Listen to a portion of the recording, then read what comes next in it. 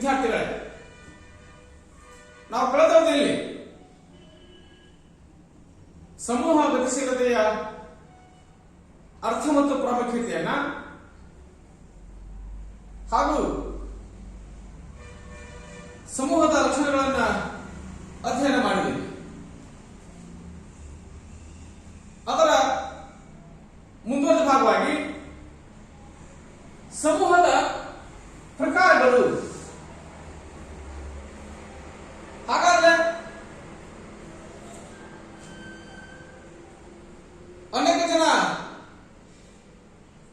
ಸಮಾಜಶಾಸ್ತ್ರಜ್ಞರನ್ನ ನಾವು ಅಧ್ಯಯನ ಮಾಡೋದಾದ್ರೆ ಅದರಲ್ಲಿ ಪ್ರಮುಖವಾಗಿ ಸಮಾಜಶಾಸ್ತ್ರಜ್ಞ C.H. ಕೂಲೆ ಅವರು ಹೇಳ್ತಾ ಹೋಗ್ತಾರೆ, ಸಮೂಹದ ಲಕ್ಷಣಗಳ ಆಧಾರದ ಮೇಲೆ ಸಮಾಜಶಾಸ್ತ್ರಜ್ಞ C.H. ಕೂಲೆ ಅವರು ಹೇಳ್ತಾ ಹೋಗ್ತಾರೆ, ಸಮೂಹದ ಲಕ್ಷಣಗಳ ಆಧಾರದ ಮೇಲೆ ಸಮೂಹಗಳನ್ನು ಪ್ರಮುಖವಾಗಿ ಎರಡು ಪ್ರಕಾರಗಳಲ್ಲಿ ವಿಂಗಡಿಸತಕ್ಕಂತಹ ಪ್ರಯತ್ನವನ್ನ ನಾವು ಕಾಣಬಹುದು. ಅದರಲ್ಲಿ ಮೊದಲನೇದಾಗಿ ಪ್ರಾಥಮಿಕ ಸಮೂಹ, ಎರಡನೇದಾಗಿ ಮಾಧ್ಯಮಿಕ ಸಮೂಹ. ಹಾಗಾದ್ರೆ ಸಮಾಜಶಾಸ್ತ್ರಜ್ಞರಾಗಿರ್ತಕ್ಕಂತಹ C.H. ಕೂಲೆ ಅವರ ಪ್ರಕಾರ ಸಮೂಹದ ಪ್ರಕಾರಗಳನ್ನ ನಾವು ಎರಡು ರೀತಿಯಲ್ಲಿ ಕಂಡುಕೊಳ್ಳಕ್ಕೆ ಸಾಧ್ಯ ಆಗ್ತದೆ.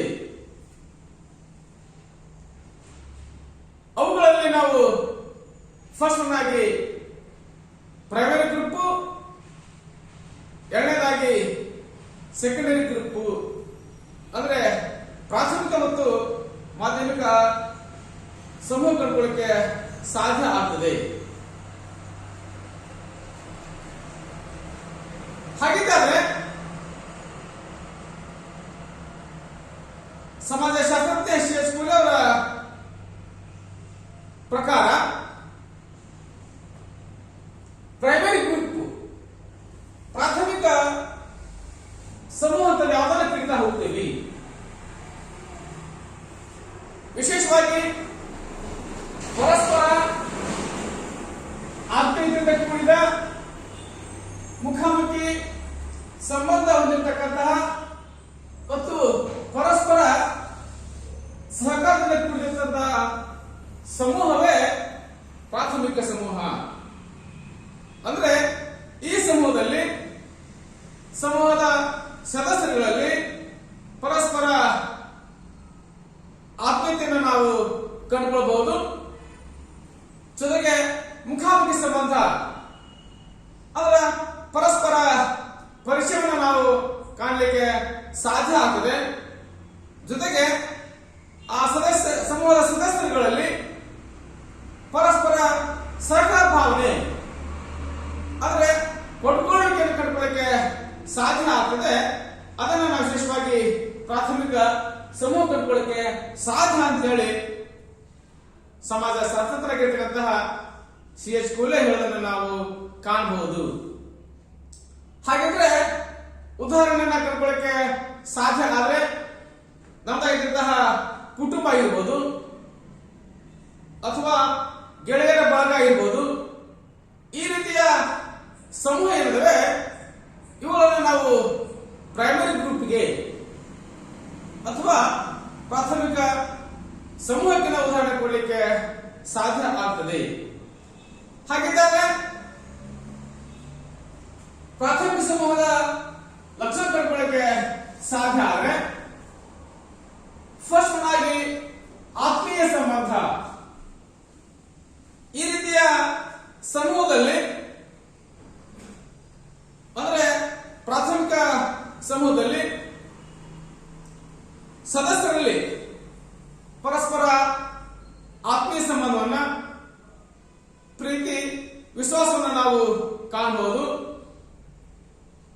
ಮತ್ತು ಪರಸ್ಪರ ಭಾವನೆ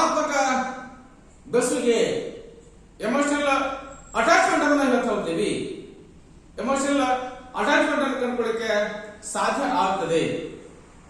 ಇನ್ನು ನಾವು ಎಲ್ಲದ ಕಂಡುಕೊಳ್ಳಿಕ್ಕೆ ಸಾಧ್ಯ ಅಂದ್ರೆ ಚಿಕ್ಕ ಗಾತ್ರದ ಸಮೂಹ, ಅತ್ಯಂತ ಸಣ್ಣ ಗಾತ್ರದಲ್ಲಿ ಇದನ್ನ ನಾವು ರಚನೆ ಕಂಡುಕೊಳ್ಳಿಕ್ಕೆ ಪ್ರಯತ್ನ ಮಾಡಬಹುದು. ಹಾಗಾಗಿ ಪ್ರಾಥಮಿಕ ಸಮೂಹ ಏನಿದಾವೆ ಅತ್ಯಂತ ಕಡಿಮೆ ಸದಸ್ಯರಿಂದ ಕೂಡಿರುವುದನ್ನು ನಾವು ಕಂಡುಕೊಳ್ಳಿಕ್ಕೆ ಸಾಧ್ಯ ಆಗ್ತದೆ. ಅಂದ್ರೆ ನಿರ್ದಿಷ್ಟ ಸಂಖ್ಯೆಯ ಸದಸ್ಯರನ್ನು ಒಳಗೂಡಿ ಈ ಸಮೂಹ ರಚನೆ ಆಗೋದನ್ನು ನಾವು ಕಾಣಬಹುದು. ಹಾಗಾಗಿ ಒಂದು ಕುಟುಂಬ ಉದಾಹರಣೆ ಕಂಡುಕೊಳ್ಳಿಕ್ಕೆ ಸಾಧ್ಯ ಆದ್ರೆ 4 ರಿಂದ 5 ಜನನೋ ಅಥವಾ 10 ಜನನೋ ನಾವು ಕಾಣಬಹುದು. ಇನ್ನ ಅವಿಭಕ್ತ ಕುಟುಂಬ ಇದೆ ಅಂತಂದ್ರೆ ಸ್ವಲ್ಪ ದೊಡ್ಡದಾಗಿರ್ತಕ್ಕಂಥ ಜನಸಂಖ್ಯೆಯನ್ನು ಕೊಂಡ್ಕೊಳ್ಳಿಕ್ಕೆ ಸಾಧ್ಯ ಆಗ್ತದೆ. ಇವತ್ತಂತೂ ಯಾವುದೇ ರೀತಿಯ ಅವಿಭಕ್ತ ಕುಟುಂಬಗಳಿಲ್ಲ, ಎಲ್ಲ ಮೈಕ್ರೋ ಫ್ಯಾಮಿಲಿ ಕೊಂಡ್ಕೊಳ್ಳಿಕ್ಕೆ ಸಾಧ್ಯ ಆಗ್ತದೆ. ಅಂದ್ರೆ ವಿಭಕ್ತ ಕುಟುಂಬ ಕೊಂಡ್ಕೊಳ್ಳಿಕ್ಕೆ ಸಾಧ್ಯ ಆಗ್ತದೆ. ಹಾಗಾಗಿ ಕುಟುಂಬ ಮತ್ತು ಗೆಳೆಯರ ಗುಂಪು ಏನಿದಾವೆ ಇವು ನಿರ್ದಿಷ್ಟ ಸಂಖ್ಯೆಯ ಸದಸ್ಯರನ್ನ ಹೊಂದಿ ರಚನೆ ಆಗೋದನ್ನ ನಾವು ಕಾಣಲಿಕ್ಕೆ ಸಾಧ್ಯ ಸಹಿತ ಆಗ್ತಾ ಹೋಗ್ತದೆ. ಇನ್ನ ಸ್ಥಿರತೆ ನಾವು ನೋಡಬಹುದು, ಇದು ಎಂದೂ ಸಹಿತ ನಾಶ ಆಗಲಿಕ್ಕೆ ಸಾಧ್ಯ ಇಲ್ಲ. ಹಾಗಾಗಿ ಆ ಸ್ಥಿರತೆ ಅನ್ನತಕ್ಕಂಥ ಕಂಡುಕೊಳ್ಳಿಕ್ಕೆ ನಾವು ಪ್ರಯತ್ನ ಸಹಿತ ಮಾಡಬಹುದು. ಅಂದ್ರೆ ಪರಸ್ಪರ ಆತ್ಮೀಯತೆಯನ್ನು ಹೊಂದಿ ಸ್ಥಿರತೆಯನ್ನು ಕಂಡುಕೊಳ್ಳಿಕ್ಕೆ ಸಾಧ್ಯ ಸಹಿತ ಆಗ್ತಾ ಹೋಗ್ತದೆ. ತದನಂತರದಲ್ಲಿ ನಿರಂತರ ಸಂಬಂಧ ಅಂದ್ರೆ ಈ ಕುಟುಂಬದ ಸದಸ್ಯರುಗಳಲ್ಲಿ ಅಥವಾ ಈ ಪ್ರಾಥಮಿಕ ಸಮೂಹ ಏನಿದೆ ಈ ಪ್ರಾಥಮಿಕ ಸಮೂಹದ ಸದಸ್ಯರುಗಳಲ್ಲಿ ನಿರಂತರ ಸಂಬಂಧ ಕಂಡುಕೊಳ್ಳಿಕ್ಕೆ ನಾವು ಪ್ರಯತ್ನ ಸಹಿತ ಮಾಡಬಹುದು. ಜೊತೆಗೆ ಆತ್ಮೀಯತೆ ಮತ್ತು ಮುಖಾಮುಖಿ ಸಂಬಂಧ ಅಂದ್ರೆ ಪರಸ್ಪರ ಮುಖ ಪರಿಚಯಿಸತಕ್ಕಂತಹ ವ್ಯವಸ್ಥೆ ಕಂಡುಕೊಳ್ಳಿಕ್ಕೆ ಸಾಧ್ಯ ಸಹಿತ ಆಗ್ತಾ ಹೋಗ್ತದೆ. ಜೊತೆಗೆ ವಿಚಾರಗಳನ್ನ ವಿನಿಮಯ ಮಾಡುವ ಮೂಲಕವಾಗಿ ಪರಸ್ಪರ ಆತ್ಮೀಯ ಭಾವನೆಯನ್ನ ಮೂಡಿಸಲಿಕ್ಕೆ ಕಾಣತಕ್ಕಂತಹ ಸಮೂಹ ಕಂಡುಕೊಳ್ಳಿಕ್ಕೆ ನಾವು ಪ್ರಯತ್ನ ಸಹಿತ ಮಾಡಬಹುದು. ಜೊತೆಗೆ ಸಮೂಹದ ಸದಸ್ಯರಲ್ಲಿ ಪರಸ್ಪರ ಬದ್ಧತೆ ನಾವು ಕಂಡುಕೊಳ್ಳಿಕ್ಕೆ ಪ್ರಯತ್ನ ಸಹಿತ ಮಾಡಬಹುದು. ಜೊತೆಗೆ ಈ ರೀತಿಯ ಸಮೂಹ ಏನಿದೆ ನಿರಂತರವಾಗಿ ಅಂದ್ರೆ ಬಹಳ ಕಾಲದವರೆಗೆ ಮುಂದಿರತಕ್ಕಂತಹ ವ್ಯವಸ್ಥೆಯನ್ನು ಕಂಡುಕೊಳ್ಳಿಕ್ಕೆ ಸಾಧ್ಯ ಆಗಲಿ. ಹಾಗಾಗಿ ನಿರಂತರ ಸಂಬಂಧನ ನಾವು ಕಂಡುಕೊಳ್ಳಿಕ್ಕೆ ವಿಶೇಷವಾದಂತಹ ಪ್ರಯತ್ನ ಸಹಿತ ಮಾಡಬಹುದು. ಇನ್ನ ನಿಯಂತ್ರಣ ಅಂದ್ರೆ ಈ ಸಮೂಹ ಏನಿದೆ ನಾವೇನು ಪ್ರೈಮರಿ ಗ್ರೂಪ್ ಅಂತ ನಾವು ಕರಿತಾ ಹೋಗ್ತೀವಿ ಅಥವಾ ಪ್ರಾಥಮಿಕ ಸಮೂಹ ನಾವೇನು ಕರೀಲಿಕ್ಕೆ ಪ್ರಯತ್ನ ಮಾಡ್ತಾ ಹೋಗ್ತೀವಿ. ಈ ಸದಸ್ಯರಲ್ಲಿ ಮುಖಾಮುಖಿ ಸಂಬಂಧವನ್ನ ಜೊತೆಗೆ ಆತ್ಮೀಯ ಸಂಬಂಧವನ್ನ ಜೊತೆಗೆ ಪರಸ್ಪರ ಗರಿಷ್ಠವಾದಂತಹ ನಿಯಂತ್ರಣ ಕಂಡುಕೊಳ್ಳಿಕ್ಕೆ ಸಾಧ್ಯ ಆಗ್ತದೆ. ಅಂದ್ರೆ ಒಂದು ಉದಾಹರಣೆಗೆ ಕುಟುಂಬ ಕಂಡುಕೊಳ್ಳಿಕ್ಕೆ ಸಾಧ್ಯ ಆದ್ರೆ ಆ ಕುಟುಂಬಕ್ಕೆ ಒಬ್ಬ ಯಜಮಾನ ಇರ್ತಾ ಹೋಗ್ತಾನೆ. ಅದು ನಮ್ಮ ತಂದೆ ಆಗಿರ್ಬೋದು ಅಥವಾ ನಮ್ಮ ತಾತ ಆಗಿರ್ಬೋದು. ಆ ತಂದೆ ಮತ್ತು ತಾತ ಆಗಿರ್ತಕ್ಕಂಥವನು ಎಲ್ಲರ ಶ್ರೇಯೋಭಿವೃದ್ಧಿಯನ್ನ ಗಮನ ಇಟ್ಕೊಂಡು ಎಲ್ಲರನ್ನ ನಿಯಂತ್ರಣ ಮಾಡ್ತಾ ಹೋಗ್ತಾನೆ. ಜೊತೆಗೆ ಎಲ್ಲರ ಪ್ರಗತಿಗಾಗಿ ಎಲ್ಲರ ವಿಕಾಸಕ್ಕಾಗಿ ಗರಿಷ್ಠ ವಿಕಾಸ ಆಗತಕ್ಕಂತಹ ರೀತಿಯಲ್ಲಿ ಕನಿಷ್ಠ ವಿಕಾಸ ಅಲ್ಲ ಗರಿಷ್ಠ ವಿಕಾಸ ಆಗತಕ್ಕಂಥ ರೀತಿಯಲ್ಲಿ ಅವರ ಸಾಮರ್ಥ್ಯಕ್ಕೆ ಅನುಗುಣವಾಗಿ ಎಷ್ಟು ಬೇಕೋ ಅಷ್ಟು ರೀತಿಯಲ್ಲಿ ವಿಕಾಸ ಆಗತಕ್ಕಂತಹ ರೀತಿಯಲ್ಲಿ ನಿರ್ಧಾರಗಳನ್ನ ಕೈಗೊಳ್ಳತಕ್ಕಂತ ರೀತಿಯಲ್ಲಿ ತಮ್ಮ ಕೆಲಸ ಕಾರ್ಯಗಳನ್ನ ಮಾಡೋದನ್ನ ನಾವು ಕಂಡುಕೊಳ್ಳಿಕ್ಕೆ ಸಾಧ್ಯ ಆಗಿದೆ. ಜೊತೆಗೆ ಸಮೂಹದ ಸದಸ್ಯರಲ್ಲಿ ಅನ್ಯೋನ್ಯತೆ ಕಡಿಮೆಯಾಗದ ರೀತಿಯಲ್ಲಿ ಅಂದ್ರೆ ಅಶಿಸ್ತು ಕಂಡು ಬರದ ರೀತಿಯಲ್ಲಿ ನಮ್ಮನ್ನ ನಿಯಂತ್ರಣ ಮಾಡತಕ್ಕಂತ ಕೆಲಸವನ್ನ ಆ ಗುಂಪಿನ ನಾಯಕ ಆಗಿರ್ತಕ್ಕಂಥವನು ಅಥವಾ ಆ ಕುಟುಂಬದ ಯಜಮಾನ ಆಗಿರ್ತಕ್ಕಂಥವನು ಕಂಟ್ರೋಲ್ ಮಾಡತಕ್ಕಂಥ ಕೆಲಸವನ್ನ ಅಥವಾ ನಿಯಂತ್ರಣ ಮಾಡತಕ್ಕಂಥ ಕೆಲಸವನ್ನ ನಾವು ಕಂಡುಕೊಳ್ಳಿಕ್ಕೆ ವಿಶೇಷವಾದಂತಹ ಪ್ರಯತ್ನ ಸಹಿತ ನಾವು ಮಾಡ್ತಾ ಹೋಗಬಹುದು. ಇನ್ನ ಪ್ರಾಥಮಿಕ ಸಮೂಹದ ಪ್ರಾಮುಖ್ಯತೆ ಹಾಗಿದ್ದಾಗ ನಿಮ್ಗೆ ಯಾಕೆ ಬೇಕು ಅನ್ನೋದನ್ನ ತಿಳ್ಕೊಳ್ಳಿಕ್ಕೆ ಸಾಧ್ಯ ಆದ್ರೆ, ವಿಶೇಷವಾಗಿ ಈ ಪ್ರೈಮರಿ ಗ್ರೂಪ್ ಏನಿದೆ, ಪ್ರಾಥಮಿಕ ಸಮೂಹ ಏನಿದೆ, ಪರಸ್ಪರ ಆತ್ಮೀಯತೆಯಿಂದ, ಮುಖಾಮುಖಿ ಸಂಬಂಧದಿಂದ, ಜೊತೆಗೆ ಪರಸ್ಪರ ಸಹಕಾರ ಮನೋಭಾವನೆಯಿಂದ, ಜೊತೆಗೆ ಭಾವನಾತ್ಮಕ ಬೆಸುಗೆ ಕಂಡುಕೊಳ್ಳಿಕ್ಕೆ ಸಾಧ್ಯ ಆಗ್ತದೆ, ಎಮೋಷನಲ್ ಅಟ್ಯಾಚ್ಮೆಂಟ್ ಅನ್ನು ಕಂಡುಕೊಳ್ಳಿಕ್ಕೆ ಸಾಧ್ಯ ಆಗ್ತದೆ. ಹಾಗಾಗಿ ಈ ರೀತಿಯ ಸಮೂಹ ಏನಿದೆ ವ್ಯಕ್ತಿಯ ಬೆಳವಣಿಗೆ ಮತ್ತು ವಿಕಾಸದಲ್ಲಿ ತಂದೆಯಾಗಿದ್ದಂತಹ ಪಾತ್ರವನ್ನ, ಪ್ರಮುಖವಾದಂತಹ ಪಾತ್ರವನ್ನ ವಹಿಸುವುದನ್ನು ನಾವು ಕಂಡುಕೊಳ್ಳಬಹುದು. ಹಾಗಾಗಿ ಇದರ ಪ್ರಾಮುಖ್ಯತೆ ಕಂಡುಕೊಳ್ಳಿಕ್ಕೆ ಸಾಧ್ಯ ಆಗೋದಾದ್ರೆ, ವ್ಯಕ್ತಿಗಳ ಅಥವಾ ಸದಸ್ಯರ ವ್ಯಕ್ತಿತ್ವ ವಿಕಾಸ ಮಾಡತಕ್ಕಂಥ ಕೆಲಸವನ್ನು ಮಾಡ್ತಾ ಹೋಗ್ತವೆ. ಅಂದ್ರೆ ಈ ರೀತಿಯ ಗ್ರೂಪ್ ಏನಿದೆ, ಪ್ರಾಥಮಿಕ ಸಮೂಹ ಏನಿದೆ, ಒಬ್ಬ ವ್ಯಕ್ತಿ ತನ್ನ ಸಾಮರ್ಥ್ಯಕ್ಕೆ ಅನುಗುಣವಾಗಿ ಎಷ್ಟಾದರೂ ಸಹಿತ ವಿಕಾಸ ಹೊಂದಲಿಕ್ಕೆ ಗಮನ ಕೊಡತಕ್ಕಂಥ ಕೆಲಸವನ್ನು ಸಹಿತ ಮಾಡ್ತಾ ಹೋಗ್ತವೆ. ಸಮೂಹದ ಸದಸ್ಯರ ಸಾಮರ್ಥ್ಯಗಳು ಬೆಳವಣಿಗೆ ಸಾಧ್ಯ ಆಗ್ತದೆ. ಪರಸ್ಪರ ಸಹಾಯ, ಸಹಕಾರ, ಸ್ಫೂರ್ತಿ ಇಲ್ಲಿ ನಾವು ಕಂಡುಕೊಳ್ಳಕ್ಕೆ ಪ್ರಯತ್ನ ಮಾಡಬಹುದು. ಸಮೂಹದ ಸದಸ್ಯರುಗಳ ವೈಯಕ್ತಿಕ ಬೇಡಿಕೆ ಅಥವಾ ಇಂಡಿವಿಜುವಲ್ ನಾವು ನೀಡ್ಸ್ ಅಂತ ಹೇಳ್ತಾ ಹೋಗ್ತೀವಿ, ಅವುಗಳ ಈಡೇರಿಕೆಗಾಗಿ ಇಡತಕ್ಕಂಥ ಕೆಲಸವನ್ನು ಕಂಡುಕೊಳ್ಳಕ್ಕೆ ಪ್ರಯತ್ನ ಸಹಿತ ಮಾಡಬಹುದು. ಜೊತೆಗೆ ಪ್ರಾಥಮಿಕ ಸಮೂಹದ ಸದಸ್ಯರುಗಳಲ್ಲಿ ಶಾರೀರಿಕ, ವ್ಯಕ್ತಿಯ ದೈಹಿಕ, ವ್ಯಕ್ತಿಯ ಭಾವನಾತ್ಮಕ, ವ್ಯಕ್ತಿಯ ಮನೋವೈಜ್ಞಾನಿಕ, ವ್ಯಕ್ತಿಯ ಸಾಮಾಜಿಕ, ವ್ಯಕ್ತಿಯ ಆಧ್ಯಾತ್ಮಿಕ ವಿಕಾಸಕ್ಕೆ ಸಂಪೂರ್ಣ ಸಹಾಯ, ಸಹಕಾರ, ಸ್ಫೂರ್ತಿ ಕೊಟ್ಟಂತಹ ಸಮೂಹವನ್ನು ನಾವು ಕಂಡುಕೊಳ್ಳಕ್ಕೆ ವಿಶೇಷವಾದಂತಹ ಪ್ರಯತ್ನ ಸಹಿತ ಮಾಡಬಹುದು.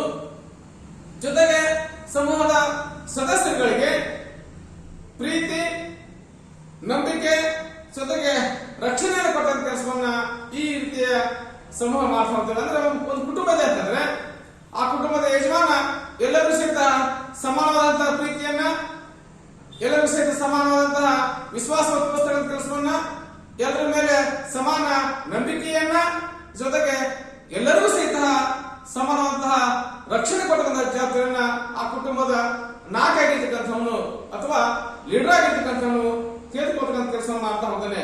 ಹಾಗಾಗಿ ಈ ರೀತಿಯ ಸಮೂಹದಲ್ಲಿ ಎಲ್ಲ ಸದಸ್ಯರುಗಳಿಗೆ ಸಮಾನವಾದಂತಹ ಪ್ರೀತಿ, ಸಮಾನವಾದಂತಹ ನಂಬಿಕೆ, ಸಮಾನವಾದಂತಹ ರಕ್ಷಣೆ ಕಂಡುಕೊಳ್ಳಿಕ್ಕೆ ನಾವು ವಿಶೇಷವಾದಂತಹ ಪ್ರಯತ್ನ ಸಹಿತ ಮಾಡಬಹುದು.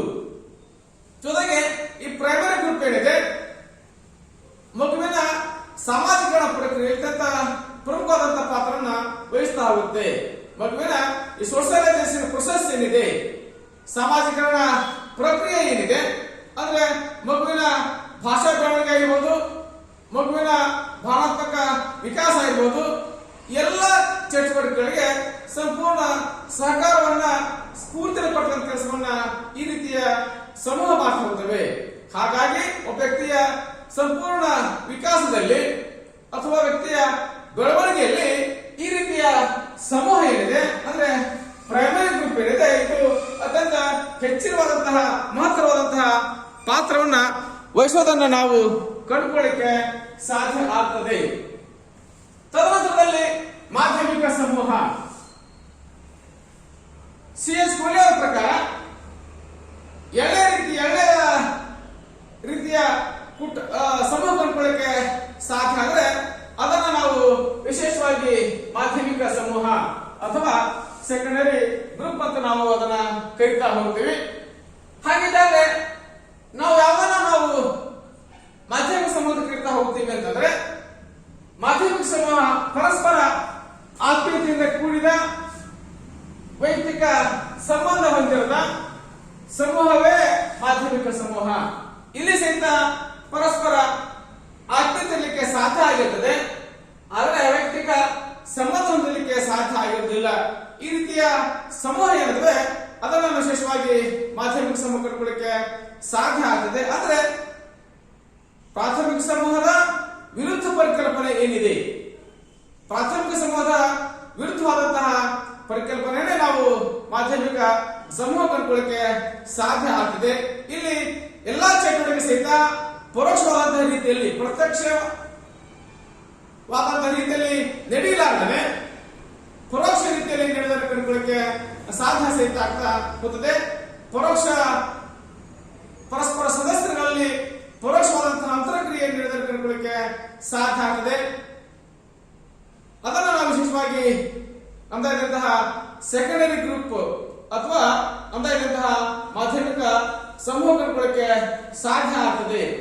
ಉದಾಹರಣೆಗಾಗಿ ಶಿಕ್ಷಕರ ಸಂಘ, ಉಪನ್ಯಾಸಕರ ಸಂಘ, ವೃತ್ತಿ ಸಂಘ, ಆಟೋ ಚಾಲಕರ ಸಂಘ, ವ್ಯಾಪಾರಸ್ಥರ ಸಂಘ, ಕಾರ್ಮಿಕರ ಸಂಘ, ವಕೀಲರ ಸಂಘ, ವಿದ್ಯಾರ್ಥಿಗಳ ಸಂಘ, ಇವೆಲ್ಲೂ ಸಹಿತ ಇರುವೆ ದೊಡ್ಡದಾದಂತಹ ಸಮೂಹ ಕಂಡುಕೊಳ್ಳಕ್ಕೆ ಸಾಧ್ಯ ಆಗ್ತದೆ. ಈ ರೀತಿಯ ಸಮೂಹ ನಿರ್ದಿಷ್ಟ ಉದ್ದೇಶಗಳಿಗಾಗಿ ರಚನೆಯಾಗಿರುತ್ತವೆ. ಮಾಧ್ಯಮಿಕ ಸಮೂಹ ಹೇಳಿದರೆ ನಿರ್ದಿಷ್ಟ ಉದ್ದೇಶಗಳ ಸಾಧನೆಗಾಗಿ ರಚನೆಯಾಗಿರ್ತವೆ. ಉದ್ದೇಶ ಸಾಧನೆ ಆದ್ಮೇಲೆ ಆ ಸಂಖ್ಯೆಗಳ ಅಸ್ತಿತ್ವವನ್ನು ಕಂಡುಕೊಳ್ಳಕ್ಕೆ ಸಾಧ್ಯ ಆಗುವುದಿಲ್ಲ. ಹಾಗಾಗಿ ವಿಶೇಷವಾಗಿ ನಾವು ನೋಡ್ತಾ ಹೋಗ್ತೀವಿ. ಇಲ್ಲಿ ಈ ರೀತಿಯ ಸಮೂಹದಲ್ಲಿ ಪರಸ್ಪರ ಆತ್ಮೀಯತೆಯಿಂದ ಕೂಡಿದ ಸಹಿತ ಯಾವುದೇ ರೀತಿಯ ವೈಯಕ್ತಿಕ ಸಂಬಂಧ ಹೊಂದಲಿಕ್ಕೆ ಸಾಧ್ಯ ಆಗುವುದಿಲ್ಲ. ಹಾಗಾಗಿ ಈ ರೀತಿಯ ಸಮೂಹ ಏನಿದೆ ಅದನ್ನು ವಿಶೇಷವಾಗಿ ಮಾಧ್ಯಮಿಕ ಸಮೂಹ ಕಂಡುಕೊಳ್ಳಕ್ಕೆ ಸಾಧ್ಯ ಆಗ್ತದೆ. ಹಾಗಿದ್ದರೆ ಇದರ ಗುಣಲಕ್ಷಣಗಳು ಯಾವ್ಯಾವು, ಲಕ್ಷಣ ಕಂಡುಕೊಳ್ಳಕ್ಕೆ ಸಾಧ್ಯ ಆದ್ರೆ ಮೊದಲನೇದಾಗಿ ಸಮೂಹದಲ್ಲಿ ಸದಸ್ಯರ ಸ್ಥಾನವು ಅವನ ಪಾತ್ರ ಮತ್ತು ಸ್ಥಿರತೆಯನ್ನ ಅವಲಂಬಿಸಲಿಕ್ಕೆ ಸಾಧ್ಯ ಆಗ್ತದೆ.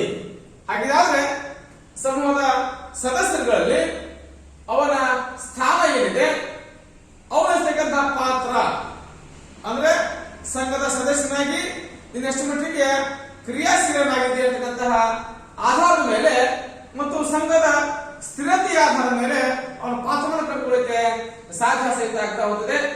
ಜೊತೆಗೆ ವೈಯಕ್ತಿಕ ಬೆಳವಣಿಗೆಗೆ ಅವಕಾಶ ಅಂದ್ರೆ ನಾನು ನನ್ನ ಸಾಮರ್ಥ್ಯಕ್ಕೆ ಅನುಗುಣವಾಗಿ ಯಾವುದೇ ಮಟ್ಟಕ್ಕೆ ಹೋದ್ರೂ ಸಹಿತ ನಾನು ಬೆಳವಣಿಗೆಗೆ ಅವಕಾಶ ಸಿಗ್ತಾ ಹೋಗ್ತದೆ. ಅಂದ್ರೆ ನನ್ನ ಕ್ರಿಯಾಶೀಲ ಪಾತ್ರ, ನನ್ನ ವ್ಯಕ್ತಿತ್ವ ಆಧಾರದ ಮೇಲೆ ಆ ಸಂಘದಲ್ಲಿ ನನ್ನ ವಿಕಾಸವನ್ನ ಜೊತೆಗೆ ಬೆಳವಣಿಗೆಯನ್ನು ನಾವು ಕಾಣಲಿಕ್ಕೆ ಸಾಧ್ಯ ಆಗ್ತದೆ. ನೆಕ್ಸ್ಟ್ ಸದಸ್ಯರಲ್ಲಿ ಸ್ವಯಂ ಅವಲಂಬನೆ, ಇಲ್ಲಿ ಯಾವ ರೀತಿಯ ಪ್ರಭಾವ ಕಂಡುಕೊಳ್ಳಕ್ಕೆ ಸಾಧ್ಯ ಆಗಿಲ್ಲ, ಸಾಧ್ಯ ಆಗೋದಿಲ್ಲ. ಸದಸ್ಯರಲ್ಲಿ ಸ್ವಯಂ ಅವಲಂಬನೆ, ತಮ್ಮ ಸಾಮರ್ಥ್ಯದ ಆಧಾರದ ಮೇಲೆ ಇವರು ಯಾವುದೇ ಸಹಿತ ಅವಲಂಬನೆ ಆಗಲಿಕ್ಕೆ ಸಾಧ್ಯ ಆಗಿಲ್ಲ. ತಮ್ಮ ಸ್ವಂತ ಸಾಮರ್ಥ್ಯವನ್ನ ತಮ್ಮ ಶಕ್ತಿಗನುಸಾರವಾಗಿ ತಮ್ಮ ಕ್ರಿಯಾಶೀಲ ಚಟುವಟಿಕೆಯನ್ನು ನಮ್ಮ ಆಧಾರದ ಮೇಲೆ ಇವರು ಇವತ್ತು ಹೋದರೆ ಅವಲಂಬಿಸೋದನ್ನು ಕಂಡುಕೊಳ್ಳಿಕ್ಕೆ ಸಾಧ್ಯ ಆಗ್ತದೆ. ಇನ್ನ ಬೃಹತ್ ಗಾತ್ರ, ಇವು ಗಾತ್ರದಲ್ಲಿ ದೊಡ್ಡದಾಗಿ ಕಂಡುಕೊಳ್ಳಿಕ್ಕೆ ಸಾಧ್ಯ ಆಗ್ತದೆ. ವಿಶೇಷವಾಗಿ ಶಿಕ್ಷಕರ ಸಂಘ, ಸುಮಾರು ಈ ಶಿಕ್ಷಕರ ಸಂಘಟನೆಗಳಲ್ಲಿ ಲಕ್ಷಾಂತರ ಜನ ಶಿಕ್ಷಕರು ಅಲ್ಲಿ ಸದಸ್ಯರಾಗಿ ಕಂಡುಕೊಳ್ಳಿಕ್ಕೆ ನಾವು ಪ್ರಯತ್ನ ಮಾಡಬಹುದು. ರಾಜ್ಯ ಸರ್ಕಾರಿ ನೌಕರರ ಸಂಘ ಸುಮಾರು 5,70,000 ಜನ ರಾಜ್ಯ ಸರ್ಕಾರಿ ನೌಕರಿದ್ದಾರೆ.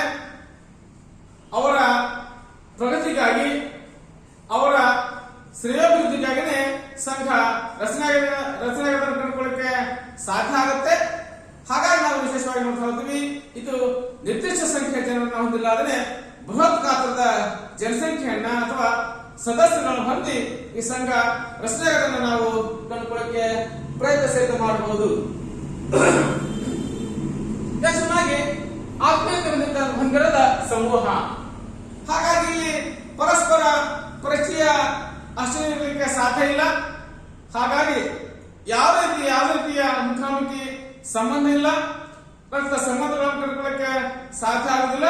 ಹಾಗಾಗಿ ಇಲ್ಲಿ ಯಾವ ರೀತಿಯ ಪರಸ್ಪರ ಆತ್ಮೀಯತೆ ಹೊಂದಲಾರದ ಅಥವಾ ಹೊಂದಿರದ ಸಮೂಹ ಕಂಡುಕೊಳ್ಳಕ್ಕೆ ಸಾಧ್ಯ ಆಗ್ತದೆ.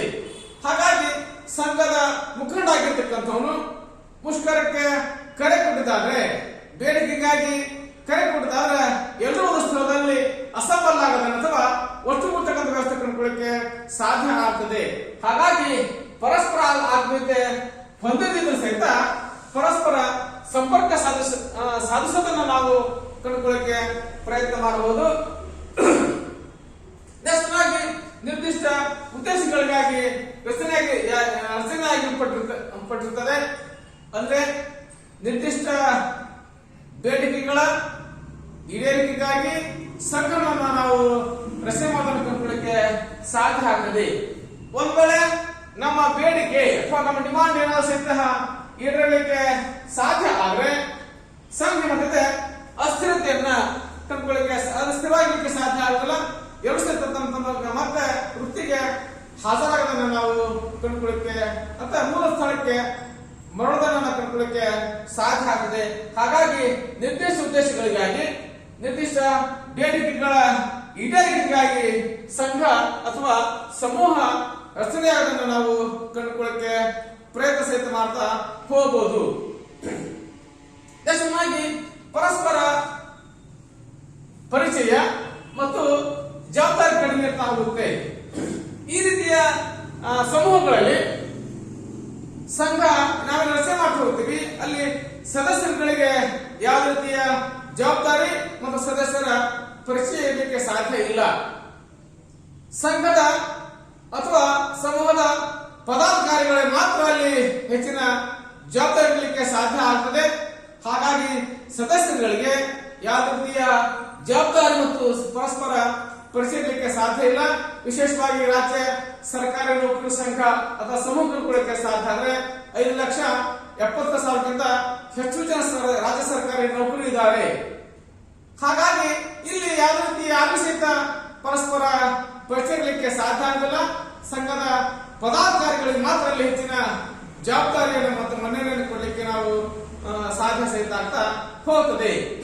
ಇನ್ನು ಸದಸ್ಯರು ಪ್ರತ್ಯಕ್ಷ ಮತ್ತು ಪರೋಕ್ಷ ಪಾತ್ರ ವಹಿಸುವುದನ್ನು ಕಂಡುಕೊಳ್ಳಿಕ್ಕೆ ಸಾಧ್ಯ ಆಗ್ತದೆ.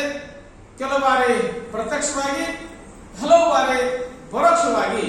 ಇಲ್ಲಿ ಬರ್ತದೆ ಕೆಲವು ಬಾರಿ ಮಾತ್ರ ಪ್ರತ್ಯಕ್ಷ ಸಂಬಂಧವನ್ನ, ಹಲವಾರು ಬಾರಿ ಪರೋಕ್ಷ ರೀತಿಯ ಸಂಬಂಧವನ್ನು ಕಂಡುಕೊಳ್ಳಿಕ್ಕೆ ಸಾಧ್ಯ ಆಗ್ತದೆ. ಹಾಗಾಗಿ ನಾವು ವಿಶೇಷವಾಗಿ ನೋಡ್ತಾ ಹೋಗ್ತೀವಿ, ಇಲ್ಲಿ ಪ್ರತ್ಯಕ್ಷಕ್ಕಿಂತ ಪರೋಕ್ಷವಾದಂತಹ ಪಾತ್ರವಹಿಸಿಕೆಯನ್ನು ನಾವು ಕಂಡುಕೊಳ್ಳಿಕ್ಕೆ ಪ್ರಯತ್ನ ಸಹಿತ ಮಾಡಬಹುದು. ಇನ್ನು ಈ ರೀತಿಯ ಸಮೂಹದಲ್ಲಿ ನಿಯಂತ್ರಣ ಕಷ್ಟ ಸಾಧ್ಯ. ಯಾಕಂದ್ರೆ ಮಾಧ್ಯಮಿಕ ಸಮೂಹಗಳು ಅತ್ಯಂತ ಬೃಹತ್ ಗಾತ್ರದಲ್ಲಿರೋದ್ರಿಂದ ಸುಮಾರು 5,70,000 ಸದಸ್ಯರನ್ನು ಹೊಂದಿರತಕ್ಕಂಥ ಒಂದು ರಾಜ್ಯ ಸರ್ಕಾರಿ ನೌಕರರ ಸಮೂಹ ಏನಿದೆ ಅಥವಾ ಸಂಘ ಏನಿದೆ ಅದನ್ನ ನಿಯಂತ್ರಣ ಮಾಡೋದು ಬಾರಿ ಕಷ್ಟದಾಯಕ ಆಗ್ತದೆ. ಹಾಗಾಗಿ ಸಮೂಹ ದೊಡ್ಡ ಗಾತ್ರದಲ್ಲಿ ಇರೋದ್ರಿಂದ ಅಥವಾ ಗಾತ್ರದಲ್ಲಿ ದೊಡ್ಡದಾಗಿರೋದ್ರಿಂದ ಅದರ ನಿಯಂತ್ರಣ ಏನಿದೆ ಅತ್ಯಂತ ಕಷ್ಟ ಸಾಧ್ಯವಾದಂತ ನಾವು ತಿಳ್ಕೊಳ್ಳಿಕ್ಕೆ ಪ್ರಯತ್ನ ಸಹಿತ ಮಾಡಬಹುದು. ಜೊತೆಗೆ ಈ ಮಾಧ್ಯಮ ಸಮೂಹದ ಸದಸ್ಯರುಗಳಲ್ಲಿ ಅಂತರ್ವೈಯಕ್ತಿಕ ಸಂಬಂಧ ಅತ್ಯಂತ ಕಡಿಮೆ ಕಂಡುಕೊಳ್ಳಿಕ್ಕೆ ಸಾಧ್ಯ ಆಗುತ್ತೆ. ಜೊತೆಗೆ ಇದು ಸ್ಥಿರತೆ ಹೊಂದಲಿಕ್ಕೆ ಸಾಧ್ಯ ಇಲ್ಲ. ಅಂದ್ರೆ ಈ ರೀತಿಯ ಸಮೂಹದ ಸದಸ್ಯರುಗಳಲ್ಲಿ ಪರಸ್ಪರ ಅಂತರಕ್ರಿಯೆ ಆಗಲಿ, ಮುಖಾಮುಖಿ ಸಂಬಂಧ ಆಗಲಿ ಅಥವಾ ಕೊಟ್ಕೊಳ್ಳಿಕೆಯನ್ನು ಕಂಡುಕೊಳ್ಳಿಕ್ಕೆ ಸಾಧ್ಯ ಆಗುವುದಿಲ್ಲ.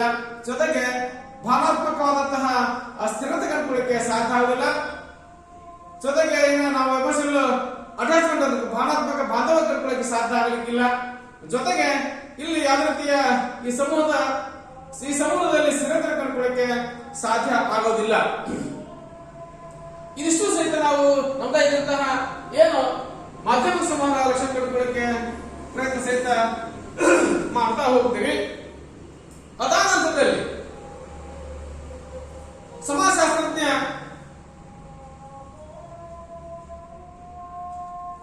ಸಮರ್ ಅವರು ಈ ಸಮೂಹಗಳನ್ನ ಮತ್ತೆ ಎರಡು ರೀತಿಯಲ್ಲಿ ಕಂಡುಕೊಳ್ಳಿಕ್ಕೆ ಪ್ರಯತ್ನ ಸಹಿತ ಮಾಡ್ತಾ ಹೋಗ್ತಾರೆ. ಅದನ್ನು ನಾವು ನಮ್ತಾ ಇದ್ದಂತಹ ಒಳ ಸಮೂಹ ಮತ್ತು ಹೊರ ಸಮೂಹವನ್ನು ನಾವು ನೋಡಬಹುದು. ಹಾಗಿದ್ದಾದ್ರೆ ಒಳ ಸಮೂಹ ಅಂತಂದ್ರೆ ವ್ಯಕ್ತಿ ಯಾವ ಗುಂಪಿನೊಂದಿಗೆ ತನ್ನನ್ನು ಗುರುತಿಸಿಕೊಳ್ಳಲಿಕ್ಕೆ ಬಯಸ್ತಾನೋ ಅದು ಅವನ ಒಳ ಸಮೂಹ ಆಗಲಿಕ್ಕೆ ಸಾಧ್ಯ ಆಗ್ತದೆ. ಅಂದ್ರೆ ವ್ಯಕ್ತಿಯಾಗಿರ್ತಕ್ಕಂಥನು ಯಾವ ಸಮೂಹದ ಸಮೂಹದೊಂದಿಗೆ ತನ್ನ ತಾನು ಗುರುತಿಸಿಕೊಳ್ಳಿಕ್ಕೆ ಪ್ರಯತ್ನ ಮಾಡ್ತಾ ಹೋದರೆ ಅದನ್ನು ನಾವು ವಿಶೇಷವಾಗಿ ಒಳ ಸಮೂಹ ಕಂಡುಕೊಳ್ಳಿಕ್ಕೆ ಸಾಧ್ಯ ಸಹಿತ ಆಗ್ತಾ ಹೋಗುತ್ತದೆ. ಅಂದ್ರೆ ಉದಾಹರಣೆಗೆ ತನ್ನ ಕುಟುಂಬ, ತನ್ನ ಗೆಳೆಯರು, ತನ್ನ ಸಹಪಾಠಿಗಳು, ಈ ರೀತಿಯ ಸಮೂಹ ಏನಿದೆ ಅದನ್ನು ನಾವು ಒಳ ಸಮೂಹ ಕಂಡುಕೊಳ್ಳಿಕ್ಕೆ ಸಾಧ್ಯ ಆಗ್ತದೆ. ಅಂದ್ರೆ ಅತ್ಯಂತ ಸಂಕುಚಿತ ವ್ಯಾಪ್ತಿ, ಸಣ್ಣ ಗುಂಪು, ಪ್ರಾಥಮಿಕ ಸಂಬಂಧ, ನಾವೆಲ್ಲರೂ ಒಂದು ಎನ್ನುವ ಭಾವನೆಯಿಂದ ಇನ್ನುಳಿದ ಸದಸ್ಯರ ಕುರಿತಾಗಿ ಹೊಂದಿರತಕ್ಕಂತಹ ಅನ್ಯೋನ್ಯ ಸಂಬಂಧ, ಸಹಾನುಭೂತಿ, ಪರಸ್ಪರ ತಿಳುವಳಿಕೆ ಹೊಂದಿರತಕ್ಕಂತಹ ಸಮೂಹ ಏನಿದೆ ಅದನ್ನು ನಾವು ವಿಶೇಷವಾಗಿ ಒಳ ಸಮೂಹ ಕಂಡುಕೊಳ್ಳಿಕ್ಕೆ ಸಾಧ್ಯ ಆಗ್ತದೆ.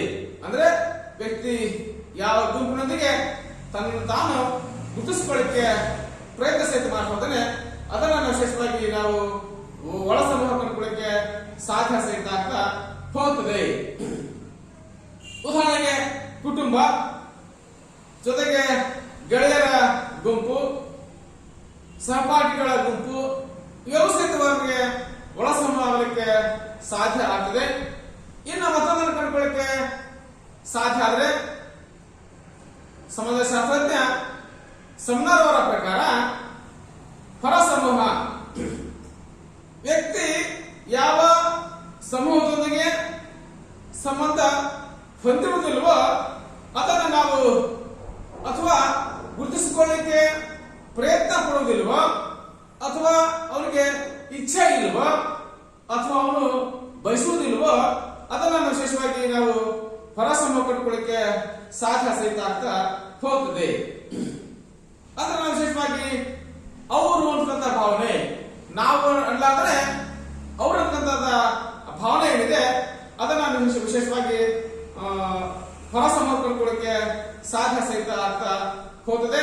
ಉದಾಹರಣೆಗೆ ಬೇರೆಯವ್ರ ಕುಟುಂಬ, ಅವರು ಅಮೆರಿಕನ್ನರು, ಅವರು ಆಸ್ಟ್ರೇಲಿಯನ್ನರು, ಈ ರೀತಿಯ ಮಾನಸಿಕ ಸ್ಥಿತಿ ಏನಿದೆ ಅಥವಾ ವ್ಯವಸ್ಥೆ ಏನಿದೆ ಅದನ್ನು ನಾವು ವಿಶೇಷವಾಗಿ ನಾವು ಹೊರ ಸಮೂಹ ಕಂಡುಕೊಳ್ಳಿಕ್ಕೆ ಸಾಧ್ಯ ಆಗ್ತದೆ.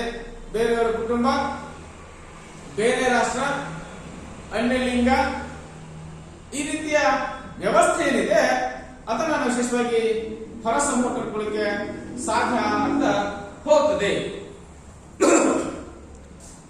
ಅದಾದ ನಂತರದಲ್ಲಿ ಪ್ರಾಥಮಿಕ ಮತ್ತು ಮಾಧ್ಯಮಿಕ ಸಮೂಹಗಳ ವ್ಯತ್ಯಾಸಗಳು.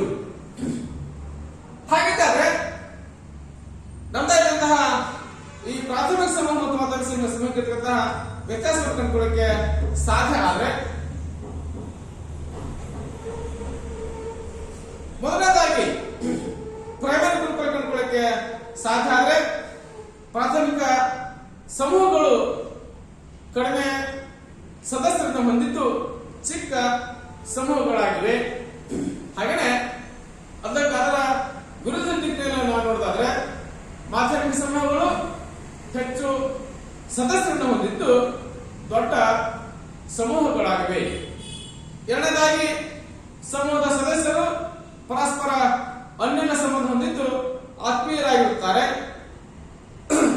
ಮಾಧ್ಯಮಿಕ ಸಮೂಹದಲ್ಲಿ ಸಮೂಹದ ಸದಸ್ಯರುಗಳಲ್ಲಿ ಪರಸ್ಪರ ಅನ್ಯೋನ್ಯ ಸಂಬಂಧವಿರುವುದಿಲ್ಲ, ಅವರು ಪರಸ್ಪರ ಆತ್ಮೀಯರಾಗಿರದೇ ಇರಬಹುದು ಅದನ್ನು ನಾವು ಕಂಡುಕೊಳ್ಳಬಹುದು. ಇನ್ನು ಥರ್ಡ್ ಒನ್ ಆಗಿ ಪ್ರಾಥಮಿಕ ಸಮೂಹಗಳಲ್ಲಿ ನಾವು ಸ್ಥಿರತೆಯನ್ನು ಕಾಣಬಹುದು, ಆದರೆ ಮಾಧ್ಯಮಿಕ ಸಮೂಹಗಳಲ್ಲಿ ನಾವು ಹೆಚ್ಚು ಸ್ಥಿರತೆಯನ್ನು ಕಾಣಲಿಕ್ಕೆ ಸಾಧ್ಯ ಆಗುವುದಿಲ್ಲ. ಕಾರಣ ಇಷ್ಟೇ, ಅವು ನಿರ್ದಿಷ್ಟ ಉದ್ದೇಶಗಳ ಸಾಧನೆಗಾಗಿ ಬೇಡಿಕೆಗಳ ಈಡೇರಿಕೆಗಾಗಿ ರಚನೆಯಾಗತಕ್ಕಂಥ ಸಂಬಂಧ ಸಮೂಹ ಕಂಡುಕೊಳ್ಳಿಕ್ಕೆ ಸಾಧ್ಯ ಆಗ್ತದೆ. ಹಾಗಾಗಿ ಅವುಗಳಲ್ಲಿ ಹೆಚ್ಚು ಸ್ಥಿರತೆಯನ್ನು ಕಾಣಲಿಕ್ಕೆ ಸಾಧ್ಯ ಆಗುವುದಿಲ್ಲ. ಇನ್ನು ಪ್ರೈಮರಿ ಗ್ರೂಪ್ ಕಂಡುಕೊಳ್ಳಿಕ್ಕೆ ಸಾಧ್ಯ ಆದರೆ ನಾಲ್ಕನೇದಾಗಿ ಸದಸ್ಯರುಗಳಲ್ಲಿ ಪರಸ್ಪರ ನಿರಂತರ ಸಂಬಂಧವಿರುತ್ತೆ. ಆದರೆ ಮಾಧ್ಯಮಿಕ ಸಮೂಹದಲ್ಲಿ ಸದಸ್ಯರಲ್ಲಿ ಪರಸ್ಪರ ನಿರಂತರ ಸಂಬಂಧ ವಿರೋಧ ವ್ಯವಸ್ಥೆಯನ್ನು ಕಂಡುಕೊಳ್ಳಕ್ಕೆ ಸಾಧ್ಯ ಆಗ್ತದೆ. ಎರಡನೇದಾಗಿ ಪ್ರಾಥಮಿಕ ಸಮೂಹಗಳಲ್ಲಿ ಮುಖಾಮುಖಿಯಾದ ನೇರವಾದ ಅಂತರಕ್ರಿಯೆಗಳನ್ನ ನಾವು ನೋಡಬಹುದು. ಆದರೆ ಮಾಧ್ಯಮಿಕ ಸಮೂಹದಲ್ಲಿ ನೇರವಾದಂತಹ ಮುಖಾಮುಖಿಯಾದಂತಹ ಅಂತರಕ್ರಿಯೆ ನಡೀಲಾರದ ವ್ಯವಸ್ಥೆ ಕಂಡುಕೊಳ್ಳಕ್ಕೆ ಸಾಧ್ಯ ಆಗ್ತದೆ. ಇನ್ನ ಪ್ರೈಮರಿ ಗ್ರೂಪ್ ಅಲ್ಲಿ ಆನಂದ ಕಂಡುಕೊಳ್ಳಕ್ಕೆ ಸಾಧ್ಯ ಆದರೆ ಸದಸ್ಯರುಗಳು ಪರಸ್ಪರ ಗರಿಷ್ಠ ಮಟ್ಟದ ನೇರ ನಿಯಂತ್ರಣ ಹೊಂದಿರುವುದನ್ನು ನಾವು ಕಾಣಬಹುದು. ಆದರೆ ಮಾಧ್ಯಮಿಕ ಸಮೂಹದಲ್ಲಿ ಸದಸ್ಯರುಗಳು ಪರಸ್ಪರ ನೇರವಾಗಿ ನಿಯಂತ್ರಣಕ್ಕೆ ಒಳಪಡದಿರುವುದನ್ನು ನಾವು ಕಂಡುಕೊಳ್ಳಕ್ಕೆ ಸಾಧ್ಯ ಆಗ್ತದೆ. ಇನ್ನು ಏಳನೇದಾಗಿ ಪ್ರಾಥಮಿಕ ಸಮೂಹಗಳಲ್ಲಿ ಗರಿಷ್ಠ ಮಟ್ಟದ ಸಾಮೀಪ್ಯ ಹಾಗೂ ಜವಾಬ್ದಾರಿಯನ್ನು ನಾವು ಕಾಣಬಹುದು. ಮಾಧ್ಯಮಿಕ ಸಮೂಹಗಳಲ್ಲಿ ಅತ್ಯಂತ ಕಡಿಮೆ ಸಾಮೀಪ್ಯ ಹಾಗೂ ಜವಾಬ್ದಾರಿಯನ್ನು ನಾವು ಕಂಡುಕೊಳ್ಳಕ್ಕೆ ಸಾಧ್ಯ ಆಗ್ತದೆ.